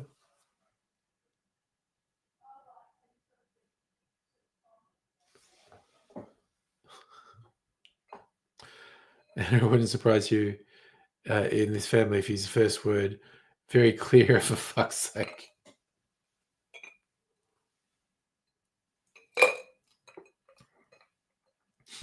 God, I still remember my dad doing a thing. I wasn't a baby, wasn't even a toddler, but I was pretty young. And because I was not understanding tape recorders, he was doing a thing where he was recording and pausing. He was telling me to sing this song. It was like Rockabye Baby on the treetop. And he was doing it line by line. So you do sing Rockabye Baby and you go, Rockabye Baby on the treetop.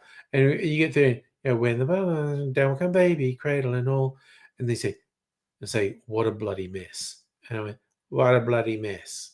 And then he goes out, he's in the kitchen, and he plays it to my mum. And I'm thinking, oh, this is interesting. He said a thing and I said a thing. But he kept hitting pause on the record thing. So it was just me singing Rockabye Baby and finishing with What a Bloody Mess. And I'm like, how did you do that? What is it? Just like, it makes it sound like I did that. He told me to do it. Where's the thing with him telling me what to do? And I was absolutely confounded. And the way Super Baby screams hi sounds like hi without the H. She's going, hi! Almost might be because he loves high fives. Possible just remembering a high five. Could be that. Could be that. But yes. Babies, toddlers, young kids, quite a hoot. The things they're capable of learning. I still remember Young Miss Angry when she was very little. Like we had a Nintendo 64 when it was a new thing. And she would really enjoy playing like, doing fucking Pokemon Snap or something. And she would really enjoy watching just all the colors and the movement and whatnot. And then she, the first thing is she worked out, like she'd take the controller out of my hand and just was sort of randomly pushing things. It would make things change on the screen. And she was fascinated that it would just make everything change. And it was actually quite quick. She learned how to play the game. And it's like we're doing like Pokemon Snap or Mario 64 or whatever. And this was in the olden days, we had the CRT TV and you had to switch it to a particular channel to play the video game. I guess you still have to do that now. You have to select the right input. But anyway, so this is where you learn that kids watch you and absorb everything. Because one time she sits down, she's going to play Nintendo. So she puts the cartridge in and switches the TV on and switches the Nintendo on and then sits down. And of course, it just comes onto a TV channel because we'd been watching TV. And me and her mum were watching her sort of like smirk. Look at her. She's so confused that the Nintendo's not on the TV. The TV channel's on. And she stared at it for a sec. And then she got up and walked over to the TV, because I don't think we had a remote, walked over to the TV and just changed channels till the Nintendo came up. And we were just like, oh, we've got to be really careful with what we say and what we do, because she is clearly watching us really closely and remembering shit we do. And your brother and sister-in-law, very tech gadget people. Super Baby will be very adept at video games. They won't get him an iPad as a kid. Yeah, I don't think that's a necessarily good thing. Yeah, just absolutely. You use shit to. It's a big mistake to underestimate how much kids are watching and what they're absorbing and what they're learning, because this was such a trip. I still remember, because this happened like 25 years ago. Little Miss Angry is about to turn 28, and she was only very small when she did this. And just watching her look at something, compute, and go, no, wait, the parents did a thing where and it was like, oh my God, I had no idea she's paying that much attention to us. So, Hannah, kids interpret that in the best ways. Best friend's daughter would be every time she wants to do something she wasn't allowed to do. As she goes to do stuff she's not allowed to, makes eye contact with you, goes, and then does it anyway. Yeah, it's like kids take half of it in, that grown-ups are saying, don't do that. And they're going, yeah, I'm going to do it anyway. So for your sister's 24, well, my offspring are 25 and 27. Mrs. Angry's had 20. Oh, he had a job interview today because he finished uni. He did programming. He's particularly interested in game programming, but he thought he'd end up getting a job like in programming that was a game. But he actually got an interview at a game development company, and he had an interview this afternoon that went for an hour and a half. And I was like, God damn. Okay, so even if you don't get this job, those people invested an hour and a half with you. They think you are worth it. So at the very least, you have had a very good learning experience, just going through a really rigorous hour and a half job interview with these people. But yeah, you really need to understand, even if you don't get this job, they thought you were worth two senior people spending an hour and a half in an interview. That's pretty good on yours. But anyway, Safa, no, it isn't Big Ant Studio. And you used to do Play-Doh in the gaps between the veranda decking when you were 2. Yes, Play-Doh does dry out and go super hard in the sun. Yes. Nook, it's going to be a bit of competition with all the layoff in game. Oh, God. Working for a gaming studio is fucking brutal. Safa, a long interview is a good thing, because if they thought he was shit, it would have been a short interview. The fact that the interview went for an hour and a half, they thought he was worth talking to for an hour and a half. Like, literally, they would have formed an opinion pretty early whether this guy was worth it or not. And they've gone into really detailed questioning and problem solving and shenanigans. So if nothing else, he's had a valuable experience. So hopefully when you were 3, you able to play, record on tape. That's a pretty good skill. Make your own mixtapes when you're 3. And the best interviews are the ones become conversations completely unrelated to the interview. Every job you've ever gotten has always been from interviews turned into conversations. Yeah, it really helps to just be able to talk to people. Most definitely. Justin, when your dad first entered the workforce, field was, if you have a pulse, you're high. Yeah, I mean, that is like boomer generation stuff. Because, I was a contractor for 25 years. I did so many interviews. I did hundreds of job interviews in that time. I feel that your dad hated it. You had caught over his tapes. Oh, no. And 45s are easy to load. Damn. And when an interview turns from an interview to a chat between people getting along, you know, have it in the bag. Yeah, it's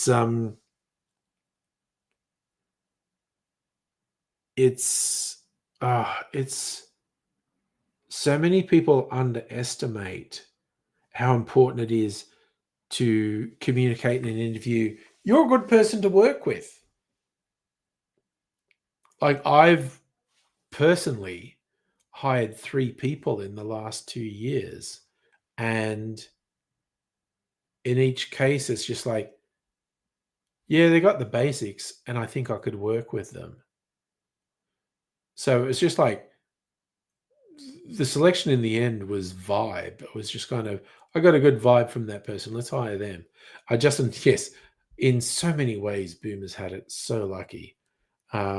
Economies rebounding from World War II, buying a house of 50 cents. Yeah, it's ridiculous. That's just the way it is. Okay, you know what? I just realized it's 10 o'clock. And oh wait. Do another breathalyzer. I probably should have done it half an hour ago if I wanted the highest rating. But I feel more inebriated than the last time I did it. And last time I did it, I said I was 0.02. I definitely feel like I should be higher than that now. Like I probably should be higher than 0.05, but we'll see. Here we go.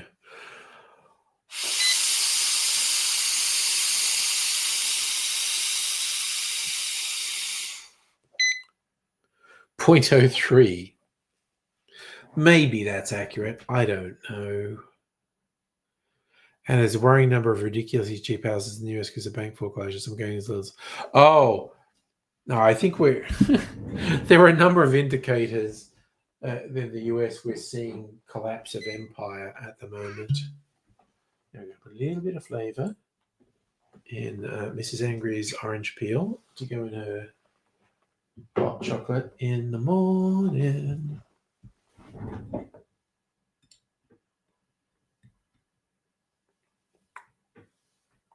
Yeah, let's all shit talk boomers, honestly. I think both Gen X and millennials can agree. Fuck boomers, quite honestly. What a shitty generation. I mean, I do have friends who are boomers, and I don't want to upset them. But yeah, you know, I spent my whole life being fucked over by boomers. But I'm going to eat the cherry. You want Oregon if the US go? Well, a lot of it's going to be up for grabs. Lots of warlords. My God, I love those cherries so fucking much. And you love the Gen Z and Alphas challenging work cultures by not tolerating boomer arseholing. At least the boomers are fucking retiring now. Now I'm the old bastard. Senior Gen X. I'm the old bastard in the workplace now. The ranks of the boomers are thinning out.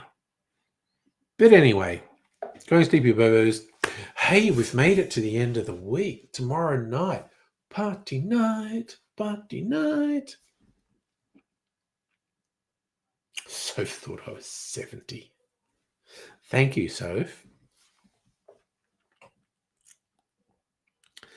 That's fair, though. I mean, certainly when you're young, anyone over 40 is just like, you know, fucking age. Like seriously, as I approach 60, I'm going, oh yeah, when I was in my 20s, I just assumed anyone who was 60 was fucking dead, honestly.